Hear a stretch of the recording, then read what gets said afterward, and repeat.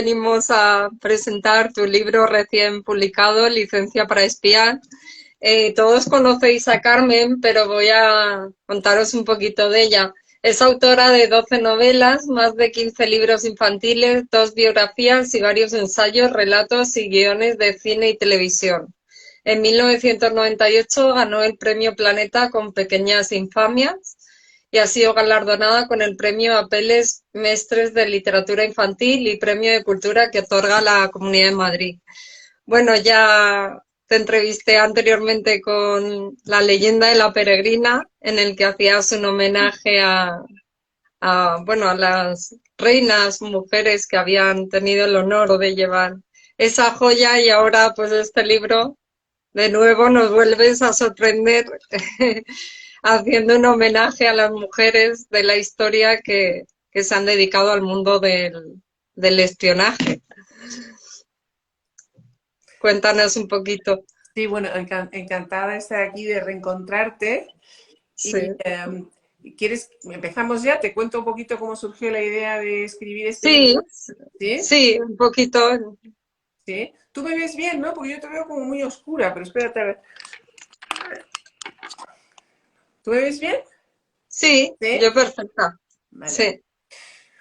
Bueno, a mí siempre me ha fascinado mucho el mundo de los espías, porque sobre Mm, todo en la época que mi familia vivía en Moscú, pues vi a muchos de ellos en acción. Es verdad que estamos hablando de Moscú en los años 70, o sea, la época soviética dura, Brezhnev en el poder, etcétera, etcétera. Y aquello era como vivir en una novela de espías, pero de Anacleto agente secreto, porque todo funcionaba muy mal. Aún así, mm, era interesantísimo ver cómo los soviéticos utilizaban el espionaje para, bueno, pues por supuesto para intentar obtener información, pero también para chantajear, bueno, un poquito como lo que hace Putin, ¿sabes? O sea, onda Putin, pero, pero más chapucera. Y entonces, bueno, siempre me había interesado ese mundo y de repente se me ocurrió que podía escribir la historia del espionaje, porque en realidad la historia del espionaje es la historia de la humanidad. mm, Todos los tratados que he leído sobre este tema coinciden en decir que el espionaje es la profesión más antigua del mundo, incluso más que la que normalmente tenemos por tal. mm, Y, sí, uh, y es cierto, ¿no? Porque el ser humano es como un animal muy débil y siempre ha necesitado tener información de qué hacían los enemigos, información de qué hacían los amigos, que de vez en cuando son casi más peligrosos que los enemigos. mm, Y desde la noche de los tiempos, bueno, se han dedicado el ser humano a espiarse unos a otros, ¿no? Pero claro, entonces me di cuenta de que era una labor inabarcable, porque claro, si vas a hablar de todos los espías que han existido, pues hubiera tenido que escribir casi una enciclopedia. Así que decidí que iba a acotar el terreno y hablar de las mujeres espías, porque, porque son menos conocidas, y mi teoría es que son menos conocidas porque eran muy buenas espías, porque una cualidad de un buen espía es que no sepan que lo eres, ¿no? Entonces me ha encantado sí. rescatar el olvido a muchas mujeres que han ejercido este arte, porque en el fondo es un arte. Sí, vamos a hablar un poquito de esas mujeres que has destacado, porque ha sido un poco difícil, ¿no? Seleccionar a estas mujeres que has elegido y no a otras dentro de la no. Sí, bueno, entonces como va cronológicamente, lo que hago Sí. es, empiezo con la primera misión de espionaje que está documentada en el mundo occidental y viene en la Biblia, tres Mm, mil cuatrocientos años antes de Jesucristo, o en la época de Moisés y de Josué. Entonces empiezo por ahí y explico cómo era el espionaje en aquella época, luego me voy al mundo clásico y explico cómo es el espionaje en el mundo clásico, y después me voy a la Edad Media y así voy subiendo hasta el presente. Y en cada época elijo un personaje que más o mm. menos encarne cómo era el espionaje en aquella época, ¿no? Un personaje en la Biblia, luego me voy a la India y me voy a las comedoras de venenos, que Sí, fue para mí muy una, interesante. una sorpresa. No sé si tú leíste esa parte que es sobre las Sí, comedoras de venenos y cómo las utilizaban estas niñas desde muy, muy pequeñas, les daban a comer venenos para que se inmunizaran y se convirtieran ellas mismas en bombas venenosas y ambulantes, ¿no? Y como sí, sí. siempre, la realidad supera la ficción, porque yo jamás me hubiera atrevido a inventarme semejante cosa, pero es verdad, fue así. Sí, sí. Bueno, podemos hablar, la primera mujer de la que nos hablases de Rahab, hablando en el caso de la Biblia, y, y nombras el Museo Alemán del Espionaje en Alemania como visita obligada para conocer un poco el mundo del espionaje también. Sí, el Museo del Espionaje, la verdad es que es asombroso, porque tiene cosas tan peregrinas como paracaídas para palomas mensajeras. No sé muy bien por qué las palomas mensajeras necesitan paracaídas, pero así es. Las palomas mensajeras Sí, siempre han sido grandes aliadas de los espías. Y después tiene, por ejemplo, frasquitos en los que hay olor a disidente, ¿no? Usaban ese olor a disidente para entrenar a los perros y atrapar bueno, a personas que estaban infiltradas o que eran espías extranjeros, etcétera. sí. Y bueno, es muy pintoresco el museo porque hay absolutamente de todo, pues cápsulas de cianuro, bueno, todas las cosas que te puedes imaginar. Sí. Bueno, me ha llamado también mucha atención en la novela la cantidad de curiosidades y de aspectos que desconocía, como el caso de Julio César, las fantasías erróneas sobre el Nuevo Mundo. Cuéntanos un poquito de... Bueno, sí, como es una historia del espionaje, primero empiezo por la Biblia. Ahí se me presentó el primer problema, porque la Biblia está llena de mujeres espías y algunas son incluso más conocidas que la que yo elegí, ¿no? Yo elegí Mm, a Rahab, que es la mujer que permite que el pueblo elegido entre en la tierra prometida. Y el mm, Mossad la tiene como su emblema, ¿no? Porque es la primera misión de espionaje con éxito que hubo en la historia del pueblo de Israel. Pero sin embargo, hay otras que son más conocidas. Está la historia de Judith, que es la que le corta la cabeza a Holofernes. Está la historia de Sansón, que, mm, ¿no? Mejor dicho, de Dalila, ¿no? Y el pelo de Sansón, etcétera, son más conocidas. Pero sin embargo, la primera es Rahab y por eso la he elegido. Y después de ahí me voy a las comedoras de venenos y luego llego al mundo clásico y entonces cuento como, por ejemplo, Julio César, que era un devoto del espionaje. O sea, él estaba rodeado de espías por todos lados para que evitar sabotajes y traiciones, etcétera. Tan interesado ha estado en el mundo del espionaje que incluso inventó un código, se llama el Código César y se usa hasta el día de hoy. Es un código muy sencillo, consiste en sustituir una letra por la tercera del alfabeto, ¿no? O sea, que la A se convierte en C, la B se convierte en D y así, ¿no?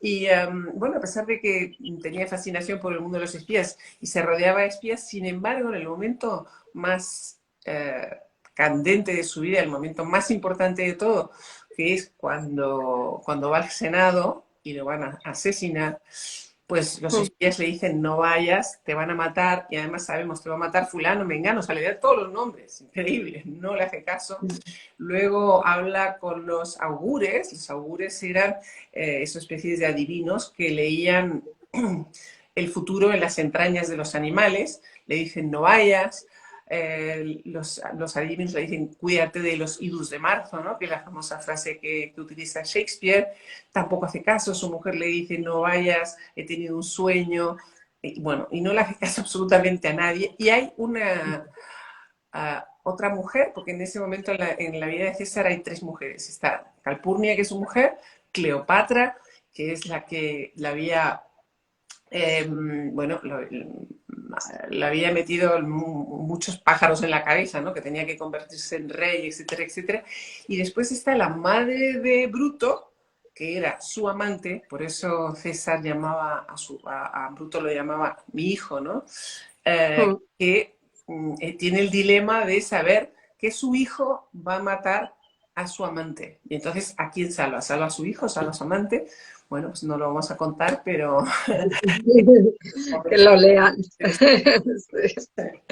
Bueno, luego está avanzando en la historia, llegamos a la Santa Inquisición, que la consideras como la mayor red de espionaje también en esa época.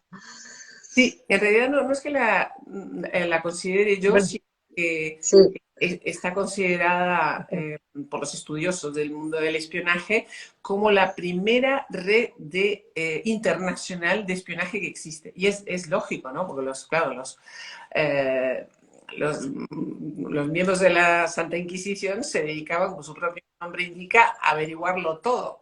Y una vez que lo sabían, compartían información con otros miembros de esta misma congregación, que eran los dominicos. O sea, que es la primera red internacional de espías que existe. Y después, al mismo tiempo que existía otra red en paralelo, mucho más lúdica, más divertida, que eran los juglares. Entonces los juglares iban de corte en corte, subían a los castillos y bajaban a las cabañas, estaban con reyes, estaban también con mendigos, y entonces eran los perfectos espías. Y de ahí rescato una espía española que fue amante de Alfonso X el Sabio y que la ayuda a conservar su trono en un momento muy, muy difícil de este rey. Es ella la que lo salva y entonces me ha gustado rescatarla del olvido también. sí. Bueno, también el papel que juegan dentro del espionaje, los celos, las envidias, que también lo vemos aparecido en la novela, y sobre todo el significado de la palabra silencio, que juega bastante relevancia lo defines el espionaje como mucha relación con esa palabra. Bueno, sí, como yo voy subiendo cronológicamente y llego al presente, para Sí, terminar el libro me entrevisté con dos espías que están en activo, ¿no? Porque quería saber cómo era sí, la experiencia de ser un espía. Y las dos me decían que lo más complicado de su trabajo, que obviamente tenía muchas cosas complicadas y peligrosas y tal igual, pero lo más tremendo es el precio del silencio. O sea, que tú no puedes decirle a tu familia a qué te dedicas. Tienes que mentirle a tus amigos. Tienes que inventarte que trabajas en una cosa distinta de la que trabajas. Y eso durante años y años y años es un desgaste personal muy grande, ¿no? Pero es el precio a pagar por esta profesión. sí, sí. Bueno, ocurre algo, eso lo iba a comentar después porque es muy bueno cómo describes cuando te vas a reunir con esa persona al final. Sí, estaba yo ahí casi temblando también. Bueno, ocurre algo en el 1728 que en la historia no está marcado mucho como... Espera, que te voy a quitar esta luz. ¿Así está mejor? Dime. Sí. En el 1728 creo que ocurre algo en nivel del espionaje bastante significativo, que lo resaltas en la novela. ¿Puede 1700. ser? Recuérdamelo porque ahora no caigo. ¿Qué es 1700? Yo soy fatal con las fechas. ¿Cuál? En el siglo de las luces, Sí, ¿me sirve de las luces? resaltas esa fecha como, o igual me lo he saltado yo, esa fecha, y no era esa fecha, pero bueno, 1718 tú dices que es cuando nace el caballero de Eon, que es este espía increíble que nadie sabe si es hombre o mujer y que incluso hace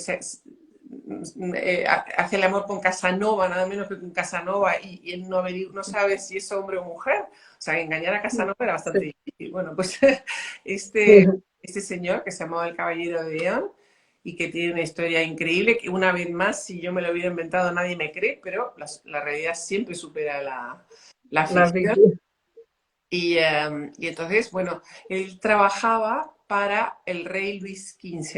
El rey Luis XV tenía una corte muy selecta de espías que reportaban directamente a él e incluso actuaban de espaldas a los ministros del rey. O sea que tenían licencia para matar, para entendernos, o sea, podían hacer lo que les diera la gana. Y entonces su primera misión lo mandan a Rusia y ahí Mm. enamora a la zarina de Rusia y, bueno, consigue mucha información de este modo. Luego lo mandan a Inglaterra, ya convertido en... Bueno, a la corte de la zarina va como hombre, pero después se convierte en mujer y se va a la corte del rey Jorge de Inglaterra y también se lía con Jorge de Inglaterra como mujer. Y después acaba con Casanova. Y dice, pero qué barbaridad este tío que engañó a tanta gente. Llega a ser un Sí, virtuoso. Pues sí, así es. Era una historia real y parece absolutamente inaudita, pero es verdad. sí, es que cuentas también en la novela la importancia de la identidad sexual, ¿no? Dentro del espionaje. Eh, Incluso que la NASA perdió, fue la NASA, sí, que perdió espías brillantes porque no declararon su identidad sexual. Bueno, no, no es la NASA, es la CIA, pero lo que pasó Bueno, la fue CIA, sí, que, eso, no, lo que pasó es que la CIA, un momento dado, pensó que tenían muchos espías homosexuales, ¿no? Te estoy hablando de los años de la Guerra Fría. Había muchos espías que eran homosexuales y eran magníficos espías, pero la CIA pensó que eran muy vulnerables porque se les podía chantajear. Y entonces una mente brillante se le ocurrió decir que si querían seguir siendo espías tenían que desvelar su identidad sexual, imagínate en los años 60, y contarle a su familia que eran gay y a sus hijos y a su mujer, etcétera, etcétera. Y lo que ocurrió fue que esta gente que obviamente no quería desvelar su identidad sexual, porque en aquella época bueno, era una cosa tremenda. Lo que hicieron que fueron todos, llevaron todos los secretos a Rusia. Se convirtieron en dobles espías y se fueron a trabajar para la Unión Soviética. sí. Tenemos figuras importantes femeninas, ya le hemos comentado que la novela va en torno a las espías femeninas, pero me gustaría resaltar a mujeres como Malinche, Mata Hari o Caridad Mercader. Sí, bueno, son mujeres de distinta época. Ya te digo que en cada época yo voy Sí. poniendo ejemplos de espías. Me interesó mucho el personaje de Malinche Mm, porque es una mujer que ha sido muy mal interpretada, ¿no? mm, Ella, hay que decir que cuando Hernán Cortés llega a México, eh, llega con 500 hombres, nada más, 500 hombres. ¿Cómo consigue conquistar nada menos que el imperio azteca con 500 hombres y no sé si tenía 40 caballos o no sé, poquísimos, ¿no? Bueno, pues lo hace gracias a Malinche. ¿Qué hizo Malinche?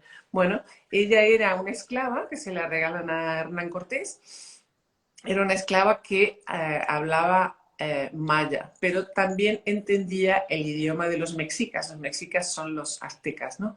Entonces, un momento dado empieza a actuar como intérprete de Hernán Cortés y lo que hacen, y esa es la razón por la que conquistan en un imperio con tan pocas personas, utilizan otras tribus. Entonces, la mayoría de las tribus que estaban alrededor de los aztecas los detestaban, porque los aztecas eran antropófagos y se llevaban a sus hijos, los abrían en canal, les arrancaban el corazón y se los comían.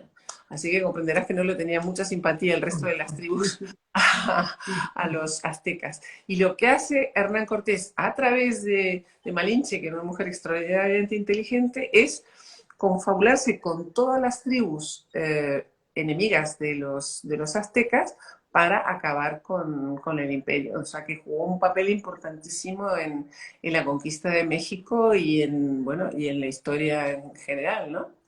sí. Y luego la historia de Mata Hari, que también es una historia errónea, ¿no? La que se conoce, es como que das a conocer su historia verdadera.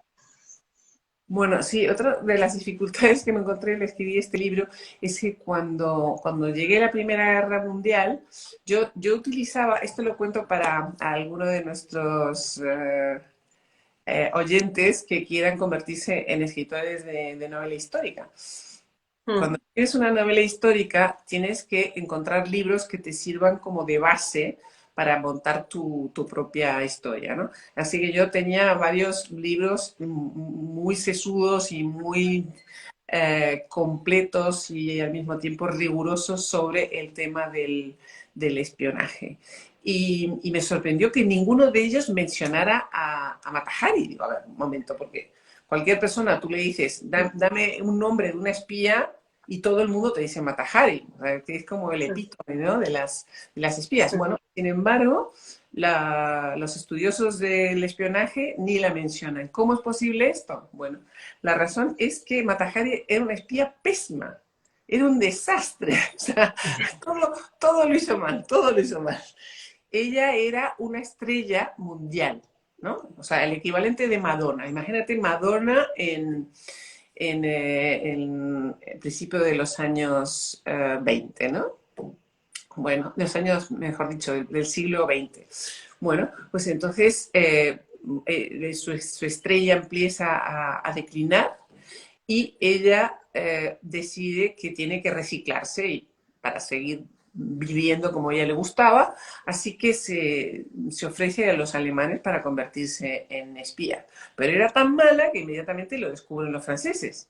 Entonces los franceses piensan, bueno, vamos a utilizar a Mata Hari como espía doble. Pero enseguida los alemanes se dan cuenta que está trabajando para los franceses y los dos, o sea, tanto los franceses como los alemanes, deciden quitársela de en medio. ¿Y cómo se la quitan de en medio? Bueno, coincide con que en ese momento Francia está viviendo un momento muy terrible de la guerra. Ya sabes que la Primera Guerra Mundial fue una verdadera carnicería, murieron millones de personas. Entonces la guerra era muy impopular, había como una corriente de opinión completamente en contra de la guerra y el gobierno decide dar un golpe de efecto que desvíe la atención de lo que está pasando en el frente y detienen a Mata Hari, que es como si ahora detuvieran a Madonna, ¿sabes? O Mm, sea, era sí. la gran estrella que de repente se descubre que es doble espía y por eso es tan famosa, porque es que realmente es un caso muy mediático, pero como espía, una calamidad. Una clase. Y bueno, luego hay otras dos mujeres que hacen referencia a que te encariñas con ellas y que merecen la pena ser contadas, que son Lady Wessel y Gertrudis Gross. Sí, sí, sí, sí, porque hay la primera que has mencionado, que se llama Lady Wessel. Larisa, sí, Ah, Larisa Wessel. Esta es una historia muy interesante porque hay que decir que hay muchas mujeres, sobre todo en la Segunda Guerra Mundial, que jugaron un papel muy importante en un momento concreto de la historia y que luego pasaron al anonimato y se dedicaron a ser abnegadas amas de casa que tocan el piano y hacen tartas de manzana. O sea, pasamos de ser o sea, el James Bond femenino a hacer tartas de manzana. Y un ejemplo muy clásico es este que estábamos hablando. Ella era ucraniana y cuando los soviéticos invaden Ucrania, se va a Europa y ahí decide convertirse en espía alemana porque ella piensa que los únicos que pueden recuperar su país, volverlo independiente, son los alemanes. Luego se da cuenta de las tropelías que están cometiendo los nazis y decide convertirse en doble espía y empieza a trabajar para los ingleses. Y tiene una labor importantísima en el estrecho de Gibraltar, que era un lugar muy sensible porque por ahí pasan todos los barcos, todos los torpederos, eh, todos los submarinos, etcétera, ¿no? Bueno, hasta tal punto es importante su labor que Ian Fleming, que es el autor de James Bond y que además él a su vez fue espía, conocía la historia de Larissa y se basa en ella para crear el personaje que más adelante encarna en el cine Ursula Andrés. Así que cuando nosotros vemos a Ursula Andrés salir del agua en esa escena famosa, es esta Larisa. Bueno, y como te digo, una vez terminada la guerra, Larisa se dedica a ser ama de casa y jamás nos hubiéramos enterado de su actuación si no fuera porque su hija, que en este momento tiene 90 y tantos años, al cabo de muchísimo tiempo, ya te digo, hasta hace muy poco, desveló toda la actuación que había tenido su madre, ¿no? Si no hubiera pasado inadvertido. Y como este caso hay muchas mujeres que tuvieron una actuación muy importante y luego desaparecieron. Sí, tengo que resaltar también que en mitad de del libro, que también lo haces en la leyenda de la peregrina, hay ilustraciones aquí de, imagino que habrán sido de la labor de documentación que has tenido que realizar, que ha sido dura, ¿no? Bueno, sí, sobre todo porque abarca un periodo muy grande, o sea, vamos desde 3400 años antes de Cristo hasta el presente. Y es verdad que podía haber sido el doble de grande el libro, porque hay muchísimos casos más, o sea, que tuve que seleccionar y se me han quedado en el tintero montones de historias extraordinarias, pero si no me hubiera salido un tocho así de gordo, ¿sabes? ¿Cuál es la dificultad mayor que te has encontrado, si ha habido alguna al escribir este libro? ¿O el tiempo que te ha llevado eso, documentarte desde la época de la Biblia hasta casi la actualidad? Bueno, es verdad que la documentación es bastante, ¿cómo se llama? Laboriosa, ¿no? Porque no solamente es todo lo que tienes que leer, sino qué es lo que pones y qué es lo que no pones. Yo en esto, y una vez más es un consejo para todos los que quieren convertirse en escritores, sigo las recomendaciones de un escritor muy famoso en el mundo anglosajón. Aquí en España no es muy conocido, pero en el mundo anglosajón es Dios. Y que él dice que cuando uno escribe una novela histórica, tiene que prestar tanta atención a la historia con mayúscula como a lo que llaman los franceses la petite histoire, que son todas las anécdotas, todas las curiosidades, todos los cotilleos. Y decía, por ejemplo, que si uno va a hablar de Julio César, es muy importante decir que era calvo, por eso le gustaba tanto la corona de laureles y conquistó el mundo. Así que tú desde la anécdota, desde datos muy personales y muy humanos, puedes retratar toda una época. Y es lo que a la gente le divierte, porque si no, corres peligro de aburrir al lector con un montón de fechas, de batallas. No sé si os ha pasado alguna vez que lees un libro y te da la sensación de que el autor te está diciendo, te vas a enterar lo mucho que sé. Y te tumba a Sí, base sí. pues ya te digo, batallas, fechas y cosas que no te interesan nada. Tú lo que quieres son las anécdotas, las curiosidades. Y eso es lo que yo procuro poner en mis libros, ¿no? Y de paso Sí. también que aprendan historia, pero bueno, a través de las anécdotas. Sí, eso es lo que me ha llamado la atención. ¿Con cuál te quedarías de todas las anécdotas que has conocido? Bueno, hay que hablar también de la historia del amor dentro del espionaje, Ah, bueno, el cómo engatusaban a... el sexpionaje. Sí, Espionaje siempre ha sido importantísimo, ¿no? Que quiere decir utilizar el sexo para obtener información, para chantajear a gente, etcétera, etcétera. Entonces, cuando esto lo practica un hombre, se llaman los Romeos, y el Romeo más famoso que tenemos es James Bond. O sea, James Bond salta de cama en cama siempre al servicio de su graciosa majestad, ¿no? O sea, está todo el día sí, usando el sexo para sus fines. Lo que pasa es que cuando los usan los hombres queda como súper cool y muy machote y tal y cual, pero cuando lo utilizan las mujeres parece que tiene otro nombre. Y sin embargo es tan útil y exactamente lo mismo, igual de eficaz que con los hombres, ¿no? Entonces yo ahí cuento en el libro la historia, por un lado, de los gorriones o golondrinas, que se llaman de las dos maneras, es en el mundo soviético sobre todo, hacían algo muy parecido como lo que hemos contado de las comedoras de veneno, ¿no? Iban a los Mm, pueblos y cogían a niñas muy jóvenes, muy guapas, las separaban de sus padres, le decían bueno, que se las iban a llevar a hacer un cursillo, nunca más las veían, sus padres nunca más volvían a saber nada de ellas, y entraban en esta especie de escuelas en la que le enseñaban, bueno, por supuesto, a manejar venenos, armas, en fin, todo lo que tiene que aprender un espía, pero también, sobre todo, a utilizar el sexo como arma, ¿no? Así que mm. las convertían en especie de geishas, eh, entre geishas y espías. Y bueno, pues se considera, por ejemplo, que en Estados Unidos, en el presente, el 70% de la información que consiguen los chinos, de, ya sea de políticos o de empresarios o de gente relevante en Estados Unidos, se hace a través del sexpionaje. Y luego Mm. los hombres también han utilizado el sexo, por ejemplo, pues los romeos de la Guerra Fría.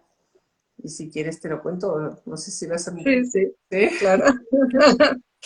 Bueno, eh, pues los romeos funcionaban así. Estamos ahora en la, la Guerra Fría, se ha acabado la Segunda Guerra Mundial y entonces se ha dividido Alemania en Alemania Oriental y Alemania Occidental. Alemania Oriental caía bajo el paraguas, digamos, de la Unión Soviética y la Alemania Occidental es la de los aliados y esa es libre, ¿no?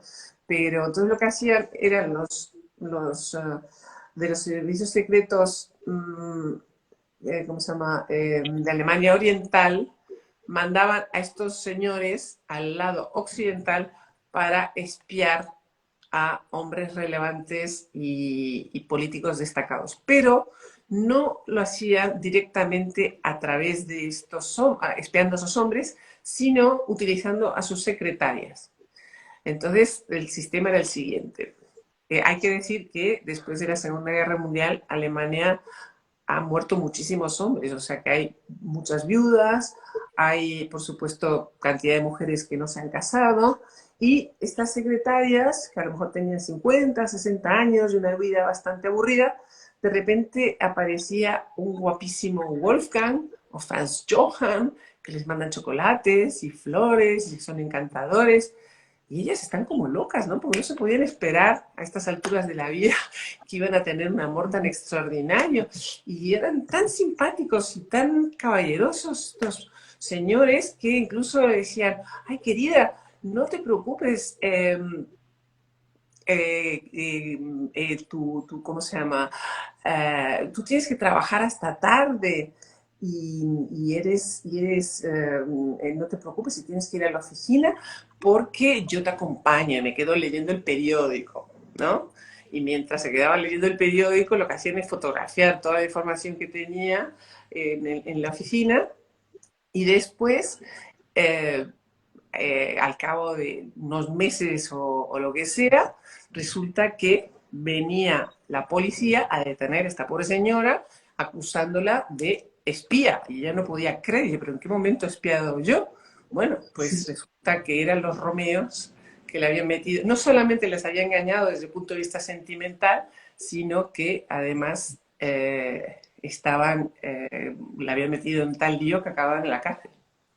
Bueno, pues lo que comentábamos antes de las anécdotas y curiosidades que te gusta resaltar en tus libros y tal, cuando has tenido el periodo de documentación y tal, ¿hay alguna anécdota o curiosidad que no supieras y que te gustaría compartir? Uy, muchísimos, imagínate la cantidad Sí, de... ¿no? Imagino que tendrás un montonazo de... Claro, Sí, claro. pues sí. Es que precisamente he escrito casi 500 páginas, o sea que hay montones de cosas interesantes que he descubierto, sí, obviamente. Sí, sí. Luego hay la diferencia entre, que explicas también la diferencia entre la realidad y la ficción en la labor de espionaje, Bueno, ¿verdad? lo que pasa es que el espionaje tiene como distintos registros. O sea, lo que nosotros vemos en las novelas es como si dijéramos la guinda de la tarta o el soufflé, ¿no? La parte más vistosa, pero hay otro tipo de espionaje mucho más gris y al mismo tiempo muy interesante y muy importante. Es, por ejemplo, la gente que se dedica a escuchar conversaciones telefónicas durante horas y horas y horas y horas. Es aburridísimo, pero es muy eficaz. O el ciberespionaje, que consiste en estar delante de una pantalla horas y horas y horas y horas eh, aburriéndote como un hongo hasta que de repente aparece un hilito por ahí del que tirar. A mi hermana Dolores, un momento dado, porque ella habla ruso muy bien, le ofrecieron ser espía. Entonces ella estaba Mm. apasionada, ¿no? Ah, qué suerte. Bueno, sí, sí, me gustaría mucho, mucho entrar en este mundo.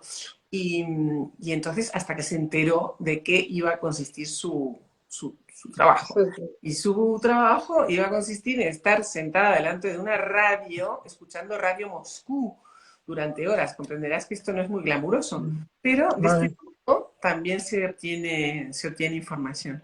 Y entonces, sí, bueno, pues a raíz de eso, esto es para decir que hay como distintos tipos de espionaje y todos son importantes. Lo que pasa es que la literatura solo recoge la parte más, bueno, más anecdótica y más folclórica, digamos, que también existe. sí. Por aquí hacen una pregunta que me ha saltado. Si algún espía que haya confesado lo que cobra.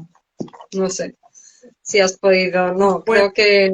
cuando, cuando yo hablé con mi espía, que le estuve preguntando, bueno, a mí me interesaba, no tenía ninguna esperanza de que ella me contara nada de lo que llamas operaciones, ¿no? Las operaciones que son cómo se infiltran en bandas terroristas o islamistas o lo que sea, ¿no? Pero sí me interesaba que me contaran la parte humana, ¿no? Cómo los fichan, cómo es el entrenamiento, qué cualidades hay que tener. Y entonces ellas, bueno, me contaban un poco todo este tipo de anécdotas y curiosidades de lo que consiste en ser una espía. Y todos hacían mucho hincapié en decir que lo que más le costaba era el silencio. O sea, toda la vida teniendo que mentir a tu familia o a tus hijos o a tus amigos. Sí, eso iba a comentar que para ir cerrando, el último capítulo lo titulas Conversaciones con espía, que es muy gracioso como también desde a lo mejor los prejuicios que nos hacemos las ideas de cómo es una persona que se dedica a ello, cómo fue el encuentro y cómo lo transmites de esa manera. Bueno, me costó Fue fácil muchísimo, contactar con él. muchísimo, muchísimo convencer a mi espía de que nos viéramos, ¿no? Así que Mm, eh, me- me- al final conseguí quedar con ella, ¿no? Entonces quedamos en una cafetería del Extra Radio. A mí siempre me gusta llegar temprano porque dominas un poco la situación y yo, como llevaba tanto tiempo estudiando el mundo de los espías, dije, bueno, yo voy a ver a ver qué pasa. a ver si descubro quién es la Sí. espía, ¿no? Y entonces, bueno, me senté ahí a esperar y la última persona de todas las que había, que eran muchísimas mujeres que había, y la última, esa era mi espía. Y se lo dije, oye, me has engañado como una china porque yo jamás Sí, hubiera pensado que tú eras mi espía. Y me dijo, es que soy muy buena espía. Y es verdad, claro, que claro, una para de eso. las cualidades de una buena espía es que, que no te descubra, ¿no? Así es, sí. Fue, imagino, una experiencia, tuvisteis que quedar en un sitio que no hubiera mucha gente, que demás. Exacto. Y además en el libro relatas alguna de las preguntas que le hiciste y y Sí. la conversación que tuviste. Vamos. Le pregunté, por ejemplo, que cómo las fichan, ¿no?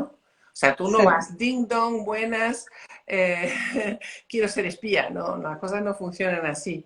Ellos sobre todo tienen, se llaman como scouts, una cosa así, o sea, que se dedican a buscar en distintos ámbitos. Entonces, dependiendo de qué buscan en ese momento, ¿no? Por ejemplo, pues ahora buscan muchos matemáticos, pero en la época de mi espía, que tiene más o menos mi edad, estaban buscando mujeres, porque había muy pocas mujeres en los servicios de inteligencia, y, y entonces, bueno, necesitaban mujeres universitarias y que también hablaran idiomas. Entonces, bueno, pues a partir de ese momento, alguien se acercó a esta señora y le dijo si quería ser espía y ella dijo que bueno, que lo iba a intentar y entonces ahí hay como un entrenamiento que dura 2 años hasta que termina este entrenamiento. Tú no eres espía, sino que eres, en cualquier momento te pueden echar porque además tienen que estudiar cómo es tu entorno. No puedes tener nada que te convierta en alguien vulnerable, o sea, no puedes obviamente ser jugador o no puedes beber demasiado, o sea, tienes que tener una vida muy, muy, muy normalita y muy burguesa para entendernos, ¿no? Y, sí. eh, y bueno, y entonces al final te conviertes en espía y te pueden mandar fuera o puedes, yo qué sé, hay muchísimas misiones, unas más peligrosas, otras más burocráticas, dependen. ¿Se convierten en espías 24 horas o compaginan con otras? Bueno, hay, sobre todo si tiene un Ay, trabajo más burocrático, digamos, yo le preguntaba, pero tú, o sea, qué le cuentas a tu familia? ¿Dónde dices que ya, trabaja? Entonces, pues lo más sí, habitual es que digan que trabaja en un organismo oficial, ¿no? oficial, Trabaja en un sí. ministerio o que trabaja, yo qué sé, en una embajada. Las embajadas están llenas de espías, tradicionalmente, Sí, por ejemplo. sí. Bueno, ¿y siempre fue este título, licencia para espiar, o le diste muchas vueltas a... No, yo quería que se llamara La mano izquierda, porque Ah, me parece que las mujeres manejamos muy bien la mano izquierda, y la mano izquierda es muy útil, sí, ah, pero la editorial consideró que no era muy, o sea, que se prestaba a error, comercio. ¿no? Que la gente podía pensar que que tenía algo que ver con la política, y desde luego no tiene nada que ver con la política. Entonces, bueno, pues es como un guiño a James Bond, en vez de licencia para matar, licencia para espiar. Sí. Y estás, bueno, ahora estarás promocionando la novela, pero prontito tendremos alguna más, o estás Bueno, pensando alguna en tu cabeza, algo más que te quede por escribir. sí, tengo ahí una ideita que la tengo que regar a ver si germina o no, pero están así en una fase embrionaria. No sé si se va a convertir en una novela o de momento se va a quedar ahí. Mira, estaban poniendo por aquí si firmabas en Valencia. No sé si ahora hacéis firma de libros en... Pues sí, tengo que ir a Valencia, pero es que ahora no recuerdo la fecha. Lo voy a poner en Instagram, ¿eh? No. Por si os Sí, podéis porque están acercar. preguntando por aquí si firmas en Vigo, en Valencia. Están diciendo, se ve que quieren verte. Me temo que no, pero en Valencia sí, sí, sí, voy a ir, nada, en breve, no sé si es en este mes, pero no recuerdo el día. Sí. Bueno, la mano izquierda lo has nombrado y se me ha olvidado un poco comentarlo, pero sí, la mano izquierda de las mujeres y la diferencia de que comentas en el libro de la mano izquierda de las mujeres y de los hombres, la diferencia también. Bueno, las mujeres yo creo que manejamos muy bien la mano izquierda porque como nosotros no tenemos la fuerza física, hemos desarrollado otros sistemas para hacer nuestra voluntad, ¿no? Y un Mm. sistema muy clásico de las mujeres es hacerle creer a los hombres que están haciendo lo que ellos quieren cuando en realidad están haciendo lo que nosotros queremos. Y por ahí aprovecho para saludar a alguien que he visto de Uruguay, que me ha hecho mucha ilusión. Se pasó volando, Sí. pero bueno. Un besito. Sí, hay gente por aquí de Uruguay, de México, de Sí. muchas partes. Y hay gente que está preguntando Zaragoza, Uruguay, si vas a ir a Uruguay, si vas a ir a Zaragoza. Ay, que Y Zaragoza tendrás que poner, ya estuve, además me encanta Zaragoza y lamentablemente no voy a volver, pero no sé, con un poquito de suerte a lo mejor me invitan a la feria del libro, no lo sé. claro, tendrás que aprovechar para las ferias del libro, ahora que ya podéis moveros, ¿no? Gracias a que se ha levantado un poco la veda. Bueno, pues muchas gracias por tu tiempo, Carmen, que sé que vas liadísima. Y todo un placer, como siempre, hablar contigo y que nos hayas contado Un placer cositas del libro. a todos y un beso para cada uno y que nos veamos Sí, pronto. vale. Hasta pronto. Muchos besos. Gracias. Gracias. Gracias.